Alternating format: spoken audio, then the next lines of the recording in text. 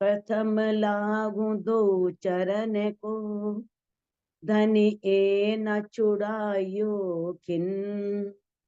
लाख तली लाल एड़ियां, मेरे जीव के यही जीवन। इन पांव तले पड़ी रहूं, धनी नजर खलो बातन। पल न वालू निरखु नेत्रे, मेरे जीव के यही जीवन। मेरे जीव के यही जीवन। प्रणाम जी। सुंदर साथ जी, हम श्री सागर ग्रंथ में जो चौथा सागर है युगल स्वरूप की शोभा और श्रृंगार का, उसमें हम श्री ठकुरानी जी का, श्यामा जी का श्रृंगार कर रही थी, जिसकी आज 65 चौपाई हो चुकी थी। तो आज 66 नंबर चौपाई से हम प्रारंभ करेंगे। दो जड़ाओ अद्भुत, सात रंग नग झाल। इंद्रावती जी इससे पहले उन्होंने श्यामा जी के दोनों कानों में आई पांडी और उसमें आए हुए झालों का वर्णन किया था। अब आगे उसी से आगे वो बता रही हैं कि उनके दोनों कानों में जो पांडे के नीचे झाल लटकी हुई है, झाल यानी कि झुमका, जो भी उसके अंदर लटका हुआ है दोनों, उसकी शोभा बड़ी अद्भुत है। जड़ाव, उसके अंदर जो नग जड़े में है, उसका जड़ाव देखने योग्य है, विचित्र है, अनोखा है। सात रंग नग झाल, उस झाल में 7 प्रकार के नगों के रंग, यानी कि 7 रंगों के नग जड़े हुए हैं। 7 रंगों के नग उसमें जड़े हुए हैं। सूक्ष्म झाल शोभा अति बड़ी। अब सूक्ष्म झाल कहा है क्योंकि वो झाल यहाँ का नहीं है। जैसे वहां पर भी जो भी तन को छोड़ देते हैं और किस तरह से सूक्ष्म जीवधारी होकर के इसमें विचरण करते हैं, तो यहाँ पर भी कहा है त्रिगुणातीत, यानी कि इस ब्रह्मांड की वो चीज नहीं है, इस ब्रह्मांड में वो शोभा नहीं है। उस क्योंकि वहां के तो आभूषण भी चेतन है, वो जड़ नहीं है, वो भी अनादि है, कभी नष्ट होने वाले नहीं है। यानी कि ना किसी ने बनाया है, ना किसी ने संवारा है, वो उनकी शोभा ऐसी ही है।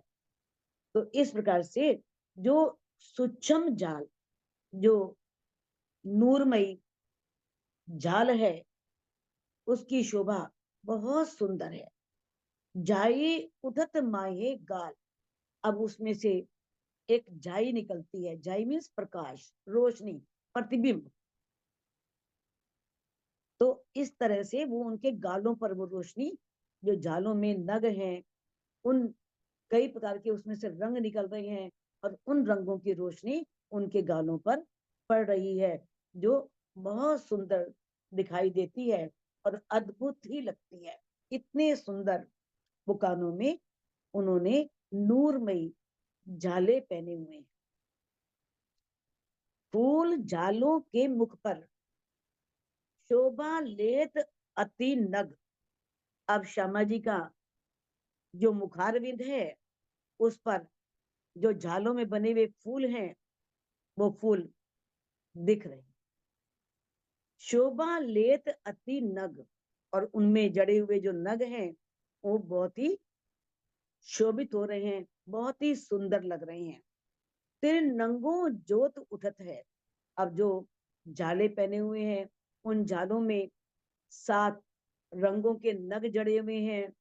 अब उन नंगों से प्रकाश निकल रहा है, उन नगों में से बहुत ज्योति निकल रही है, प्रकाश निकल रहा है। तिनके अनेक तरंग, उसमें बहुत अधिक तरंगे निकल रही हैं। ऊपर किनार साड़ी शोभित, लाल नीली पीली जर। अब श्यामा जी के सिर के ऊपर जो साड़ी आई है, उसका किनारा बहुत सुंदर है। साड़ी के किनारे जो काम किया हुआ है, वो जो भी कशीदाकारी है वो बहुत सुंदर है। उसमें क्या है, लाल, नीला, पीला, इस प्रकार के इतने रंगों की जरी की सजावट है। जरी मैंने सोने के तार से बुने गए हैं वो। तो किस प्रकार से उस साड़ी के किनारे बहुत सुंदर शोभा आई है। छब फब बनी कोई बात की। छब मैंने वो छवि, वो सौंदर्य, और फब कहते हैं वो सौंदर्य से जो यानी कि फब कहते हैं कि वो सौंदर्य जचता भी है, बहुत सुंदर लगता है, श्यामा जी के ऊपर फबता है। बनी कोई भात की, कई तरह की वो छवि बनी हुई है। सेथे लवने जाल ऊपर, सेथे मैंने उनकी मांग, किस तरह से मांग के ऊपर से होकर के जो दोनों में लवने झाल ऊपर, और जो उनके कानों में पानड़ी है और उसके नीचे झाल है, उसके ऊपर वो साड़ी जो है आई हुई है। लेकिन वो इतनी पतली साड़ी है कि उन सबका सौंदर्य उसमें से प्रतिबिंबित हो रहा है, दिख रहा है। वो सौंदर्य छिपा नहीं है, जो सौंदर्य उस साड़ी के किनारे पर किए गए काम का है। तो देखो, ऊपर किनार साड़ी शोभित। अब श्यामा जी ने जो साड़ी धारण की हुई है, पहनी हुई है, वो साड़ी की किनार बहुत सुंदर है, बहुत शोभित, मैंने बहुत शोभा लिए हुए है। लाल नीली पीली जल, उसमें लाल, पीले और नीले रंग की जरी की सजावट है। छब फब बनी कोई भांत की, इस प्रकार से साड़ी की शोभा ऐसी है कि वह मांग के ऊपर से थे, मांग के ऊपर होकर के लवने में दोनों कानों के जो आभूषण है, झाल है, और उसके ऊपर जो पानड़ी है, उनको छूती हुई दिखाई दे रही है। उसके ऊपर वो शोभा आई है। ए जो कांगरी इन नग की, शोभित माहे किनार। अब साड़ी के किनारे पर कांगरी बनी हुई है।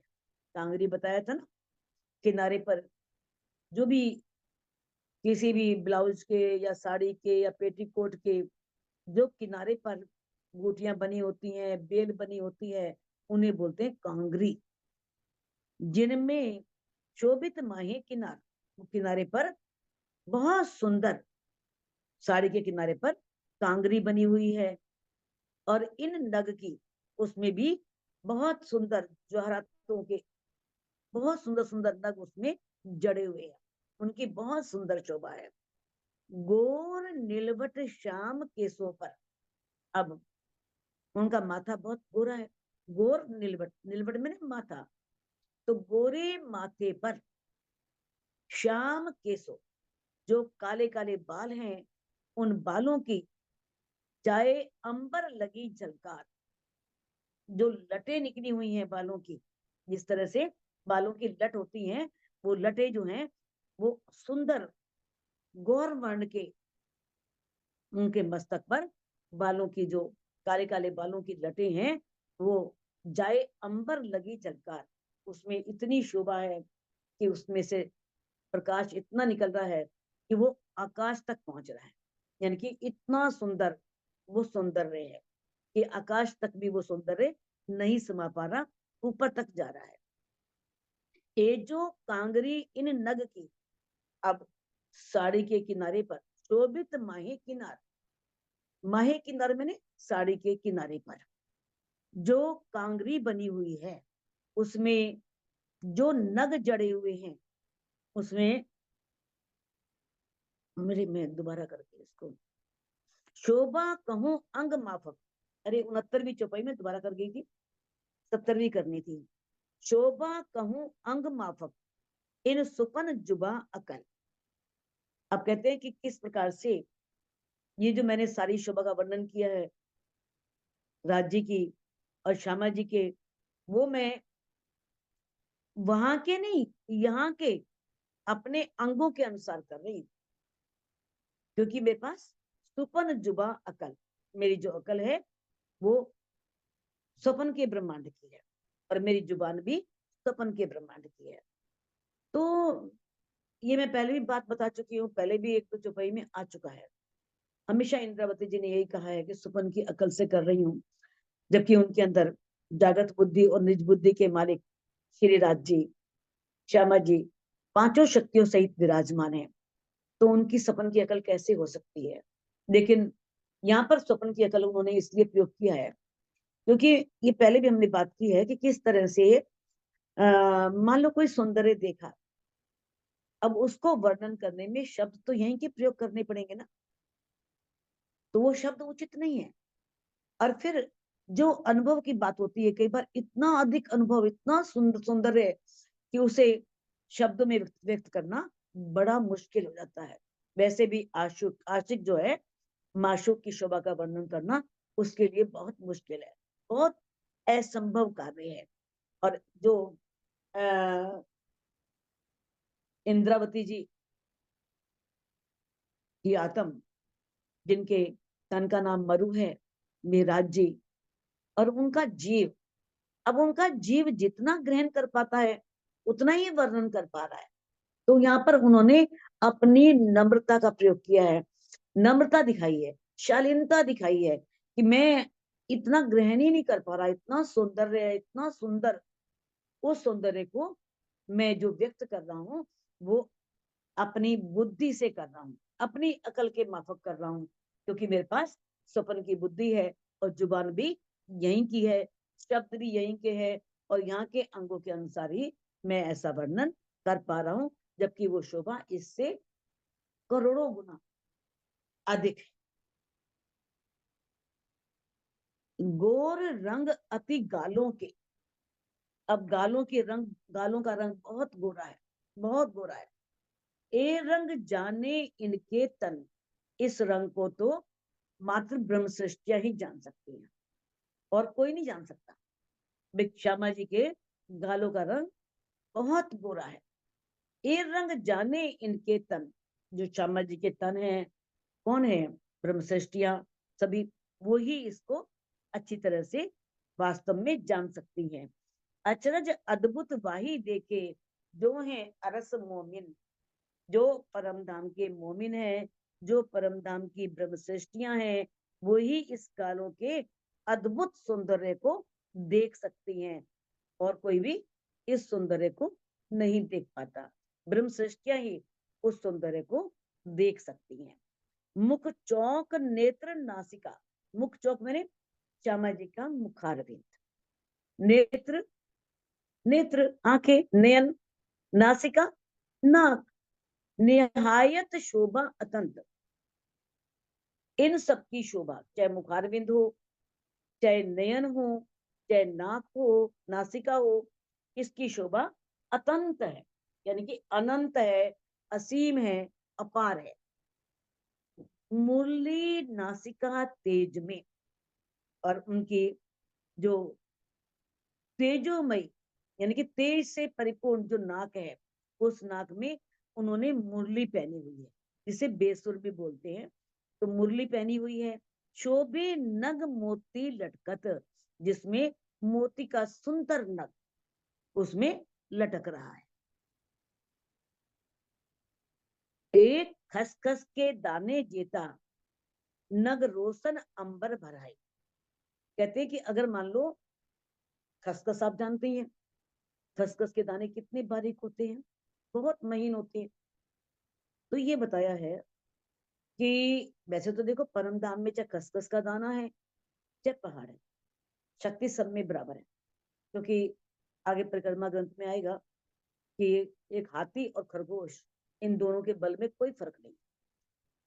एक खरगोश भी हाथी से, जिस हाथी के बराबर बल रखता है, जीत मतलब तो बात अलग है, यानी कि उनके बराबर उसके अंदर बल है। तो यहाँ पर एक एग्जाम्पल देने के लिए, उदाहरण देने के लिए ये प्रयोग किया है, क्योंकि इतना सा छोटा सा दाना है ना, उसमें भी इतना, उसके नगों इतना रोशनी है, इतना प्रकाश है कि वो आकाश तक रोशनी पहुंचती है। इतना जर्रे जर्रे में प्रकाश, जर्रा जर्रा वहां का प्रकाशमान है। कहते क्यों कहूं नग मुरलिए के, और जो मुरली में जो नग लटक रहे हैं, मुरली, नासिका की मुरली में, नासिका की मुरली कह दो, बेसुर कह दो, उसमें जो नग लटक रही हैं, कहते हैं ए जुबा इत क्यों पहुंचाए, उसकी शोभा का वर्णन इस जिबा से कैसे किया जा सकता है, ये जिबा उस सौंदर्य का वर्णन कैसे कर सकती है। हक के अंक का नूर है ए जो अर्स बका खामंद। अर्स बका खामंद, अर्स कहते हैं परम धाम, बका अखंड, अखंड परम धाम के जो खामंद हैं, कौन? अक्षरातीत, धामधनी, प्राण वल्लभ, प्राण प्रीतम, उनकी वो क्या है? राज्य के अंग का वो हक के अंग का नूर है, उस राज्य के अंग का वो नूर है, जो उस परम धाम के खामंद हैं, उनकी वो क्या है? उनकी अर्धांगनी है, उनकी आह्लादनी शक्ति है, उनकी से कहते हैं एक छवि इन स्वरूप की। अब इस स्वरूप की सौंदर्य का वर्णन करना क्यों कैसी मत बन। तो हमारी जो अल्प बुद्धि है, तो इंद्रावती जी अपने लिए कह रही हैं, जबकि उनकी अल्प बुद्धि नहीं है, फिर भी उन्होंने अपने शब्दों में इस तरह के शब्द प्रयोग किए हैं अपनी भाषा में कि हर जगह नम्रता और शालीनता दिखती है, कहीं भी उन्होंने अपने आप में बड़प्पन नहीं लिया। उन्होंने कहा कि धनी बैठे हैं, धनी कहलवा रहे हैं, मेरी सामर्थ्य नहीं है, एक लुगा, एक लुगा, एक शब्द भी इंद्रावती की जीवा से नहीं निकल सकता, ये धनी कहलवा रहे हैं। अब धनी कहलवा रहे हैं तो फिर कैसे स्वपन की बुद्धि हो सकती है? लेकिन उनका, उन्होंने किसके लिए प्रयोग किया स्वपन की बुद्धि का? कि मेरा उस सौंदर्य को, जो सौंदर्य मुझे धनी ने दिखाया, दिखा, जो करवाना चाह रहे हैं, वो मैं, मेरा जीव उसे उस तरह से ग्रहण नहीं कर पा रहा और उस तरह से व्यक्त नहीं कर पा रहा, इसलिए उन्होंने इस तरह का प्रयोग किया है। वैसे भी देखो कई जगह उन्होंने ऐसी भाषा का प्रयोग किया है, ग्रंथन में भी किया है, रोम रोम कई कोट अवगुण, ऐसी में गुनेगार, मेरे तो एक एक रोम में करोड़ों अवगुण हैं, मैं ऐसी गुनेगार हूं। दंत लालक लिए मुख अधुर। अब श्यामा जी के अधुर मैंने होठ, होठ इतने लालिमा लिए हैं, इतनी लाल हैं कि दंत, दांत जो श्वेत रंग के है ना, वो भी लाल प्रतीत हो रहे हैं, उस पर उसकी छवि पड़ रही है, प्रकाश पड़ रहा है होठों का। तो दंत लालक लिए मुख अधुर। अब उनके जो होठ है वो इतनी लालिमा लिए हुए हैं कि दंत, दांत भी लाल प्रतीत हो रहे हैं। क्यों कहूं रंग ए लाल, इनकी लालिमा से जो दांत दिखाई दे रहे हैं ना, तो उस लालिमा का मैं कहां तक वर्णन करूं, इतना सुंदर है उसमें। जो कछु होवे पहचान, तो क्यों दीजिए इन मिसाल। कहते यदि उनके इस सुंदर मुख की, आंख, कान, नाक, मुख, सारी जीवा, होठ, ठोड़ी, सारा मुखारविंद, उसकी अगर जो इतनी शोभा है ना, इतना सौंदर्य है, थोड़ी सी भी पहचान हो जाए, तो कोई भी इस संसार में, इस झूठे संसार में, इस माया के ब्रह्मांड में किसी भी वस्तु से उनकी उपमा नहीं दी जा सकती। कोई वस्तु भी इस ब्रह्मांड में उनके मुख के समान सुंदर नहीं है, किससे उनकी उपमा दी जाए। मिसाल मैंने उपमा, दृष्टांत। तो कहते जो कुछ होवे पहचान, यदि थोड़ी सी भी पहचान हो जाए, थोड़ा सा भी वो सौंदर्य दिख जाए, तो कभी भी कोई संसार की किसी वस्तु से भी उसका दृष्टांत नहीं दिया जा सकता, कोई उपमा नहीं दी जा सकती। सुंदर स्वरूप श्यामा जी को अर्स अखंड श्रृंगार। तो श्यामा जी का स्वरूप बहुत सुंदर है, अर्स अखंड श्रृंगार, और परम धाम का अखंड श्रृंगार उन्होंने किया हुआ है। ऐसी शोभा उनकी है कि उन्होंने परम धाम का अखंड श्रृंगार किया हुआ है। रू मुख निरख्यो चाहत, उर पर लटकत हाल। अब कहते हैं कि किस तरह से उर पर लटकत हाल, हार, उनके हृदय पर, उर में नहीं हृदय, हृदय पर क्या है? हार लटक रहे हैं। तो ऐसी रू मुख निरख्यो चाहत, तो ऐसी सुंदर शोभा वाली जो श्यामा जी हैं, उनके मुख, उनके ऐसे सौंदर्य से युक्त मुख को देखने की जहां हमेशा बनी रहती है, निरख्यो चाह, हमेशा रूह चाहती है कि इसको निरखती रहूं, देखती रहूं, इतना सुंदर वो मुख है। जैसे ही उनके छाती पर जो हार पहने हुए हैं, लटकते हुए हार, तो उस सौंदर्य को, इतनी सुंदर उसमें सौंदर्य है कि श्यामा जी के मुखारविंद का से निगाह हटती नहीं। मन करता है कि उनके मुखारविंद का, उनके पूरे मुख का हम दीदार करते रहें। एक हार मोती निर्मल और मानिक ज्योत धरत।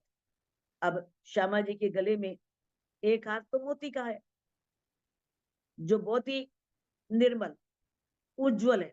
उज्जवल मैंने श्वेत, बहुत सुंदर, एकदम सफेदी लिए हुए, और मानिक ज्योत धरत। और दूसरा हाथ माणिक का है, जिसमें से ज्योत धरत, जिसमें बहुत ज्योति धारण की हुई है, अनेक तरह का प्रकाश निकल रहा है माणिक के नग में से। तीसरा हार लसनिया।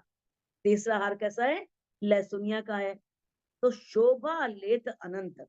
तो ऐसा उनकी शोभा अनंत है, असीम है, अपार है। एक हार मोती का है, जो उज्जवल है, बिल्कुल श्वेत वर्ण का है, और मानिक ज्योत धरत। और दूसरा हार माणिक का है, जिसमें से बहुत ज्योति निकल रही है। तीसरा हार लहसुनिया का है। सो शोभा लेत अतंत। तो उसकी शोभा अनंत है, असीम है, अपार है। चौथा हार हिरण का, पांचवा सुंदर नीलवी। अशोभा हार, चौथा हार किसका है? हीरे का है। और पांचवा जो है वो बहुत ही सुंदर है, किसका है? नीलम का। इन हारों बीच दुगदुगी, देखत शोभा अति बली। अब इन हारों के बीच में एक दुगदुगी है। दुगदुगी जानते हो ना, जिसे बोलते हैं पेंडल या लॉकेट बोलते हैं, जो गले में चैन के अंदर पहना जाता है, लॉकेट या पेंडल।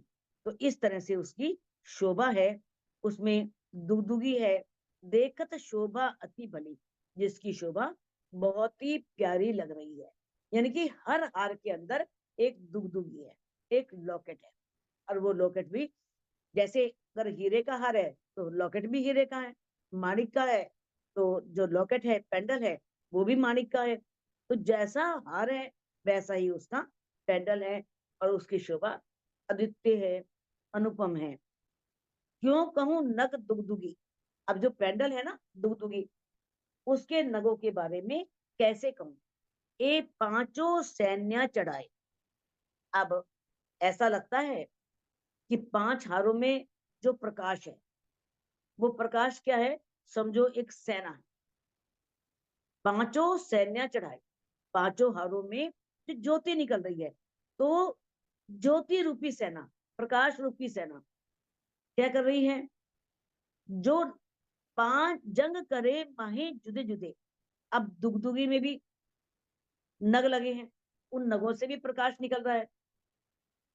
तो कहते हैं किस प्रकार से एक सेना दूसरी सेना से, एक तो सेना हो गई जो हार के अंदर रोशनी है, प्रकाश है, वो इतना है, तो ऐसा लग रहा है मानो आमने सामने दो सेनाएं खड़ी।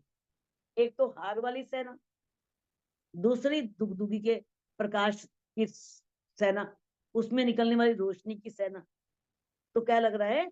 जंग करे माहे जुदे जुदे, वो आपस में दोनों जंग कर रहे हैं, युद्ध कर रहे हैं। पांचों अंबर में ना समाये। इन पांचों जो लॉकेट हैं, दुगदुगी हैं, उनकी प्रकाश से सारा आकाश भरा हुआ है।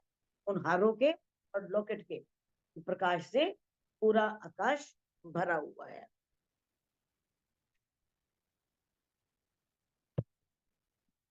पांचों ऊपर हार हेम का। और पांचों हारों के ऊपर कौन सा हार है? सोने का बना हुआ।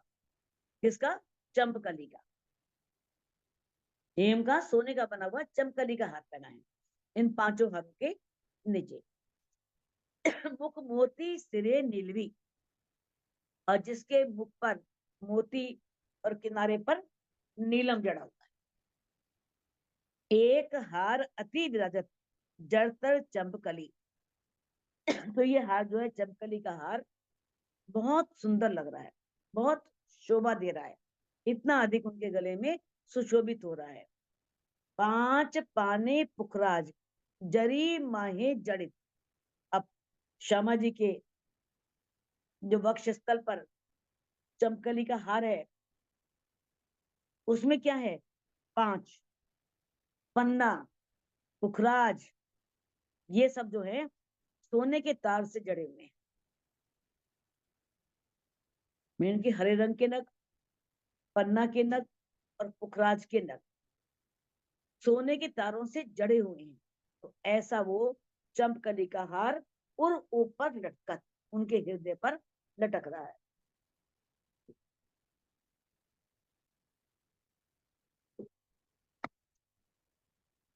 ऊपर चोली के कांटले बेर लगत कांगरी। चोली कहते हैं ब्लाउज को। अब श्यामा जी के ब्लाउज के कांटले बेल लगत कांगरी, उसके ऊपर गले वाले भाग पर क्या है? किनारे पर, कांगरी में ना किनारे पर एक बेल बनी हुई, जिसमें लताओं की बेल बनी हुई है। ऊपर चंपकलिए के ना,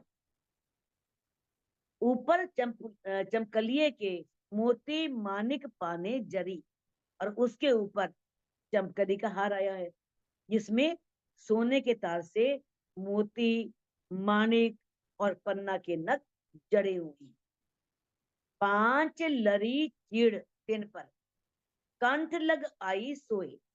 अब पांच हारों का, यानी कि पांच लड़ियों वाला, उसमें चीड़ का हार, पांच लड़ियों वाला चीड़ का हार है, पर कंठ लग आई सोए, और वो लड़ियां गले तक आई हैं। रंग नग धात अर्श के, ये सभी जितने भी रंग हैं इन हारों में दिखने वाले, या नग हैं, या जो भी धातु है, सब परम धाम की हैं। इस जुबा से उसका वर्णन नहीं किया जा सकता। उसकी शोभा अद्भुत है, अनुपम है, अद्वितीय है। सात हार के कुम्मक जगमगे सातों रंग। अब सातों हारों में सात कुम्मक है। देखा है ना, हार के पीछे इस तरह से धागा होता है, और फिर उसे पहनते हैं तो पीछे से कुम्मक लटके होते हैं। एक रेशम का बना हुआ, मोतियों का बना हुआ, अनेक जड़ाव के वे कुम्मक पीछे होते हैं। तो वो कहते हैं सात हार, सातों हारों के कुम्मक हैं, और वो क्या है? सात रंगों में बड़ी अनुपम शोभा लिए हुए, सात रंग के अलग अलग कुम्मक। मूल बंद बेनी तले, इन हारों के मूल बंद, जो पीठ है ना, पीठ पर क्या है? बन रहे ऊपर अंग, उन अंगों के ऊपर वो चोटी के नीचे बने हुए, नीचे चोटी है, और चोटी के नीचे किस तरह से पीठ पर वो क्या है? वो पांचों कुम्मक लटक रहे हैं, जिसकी शोभा अद्वितीय है, अनुपम है, बहुत सुंदर है। बाजू बंद दो बने जरी कुम्मक लटकत। अब श्यामा जी के दोनों हाथों में बाजूबंद, बाजूबंद जानते हो, जो बाजुओं में बांधते हैं, और किस तरह से उसमें बहुत सुंदर नक्शकारी, चित्रकारी, डिजाइन होता है। तो इस तरह से दोनों हाथों में बाजूबंद जरी कुम्मक लटकत, जिसमें सोने के तारों में कुम्मक लटक रही। हीरे लसनिए नीलवी देख देख रू लटकत।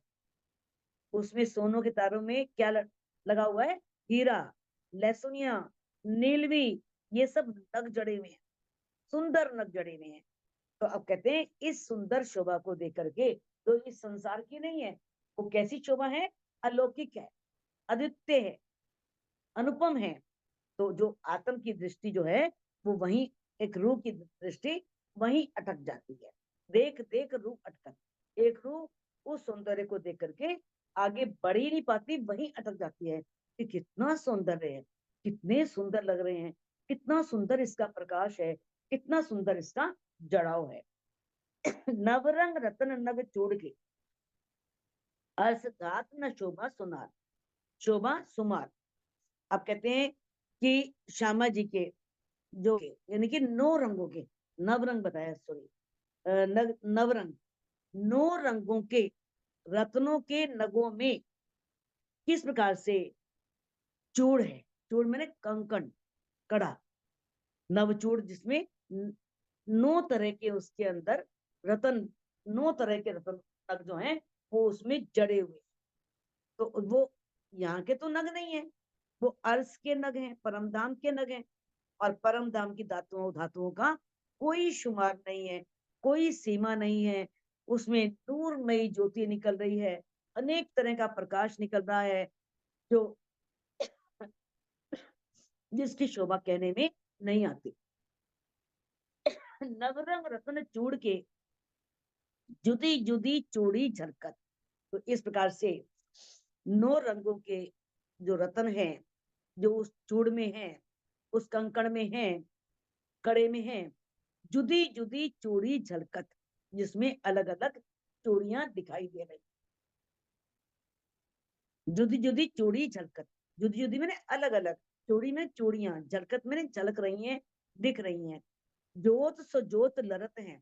अब कंगन में तो अलग प्रकाश है, चूड़ियों में अलग प्रकाश है, तो ज्योति से ज्योति टकरा रही है, प्रकाश से प्रकाश टकरा रहा है। शोभा अर्श कहूं क्यों कर। तो इस प्रकार से परमधाम की शोभा का मैं किस प्रकार से वर्णन करूं, कैसे वर्णन करूं, वो इतनी सुंदर शोभा है। तो सुंदर सा जी इस चौपाई को अनम्यूट करके हम दोहरा सकते हैं। नवरंग रत्न चूड़ के, नवरंग रतन चूड़ के, जुदी जुदी चूड़ी झलकत, जुदी जुदी चूड़ी झलकत, जोत सो जोत लरत है, जोत सो जोत लरत है। शोभा अर्श कहूं क्यों कर, शोभा अर्श शोभा कहूं अर्श क्यों कहूं कर। क्यों कर।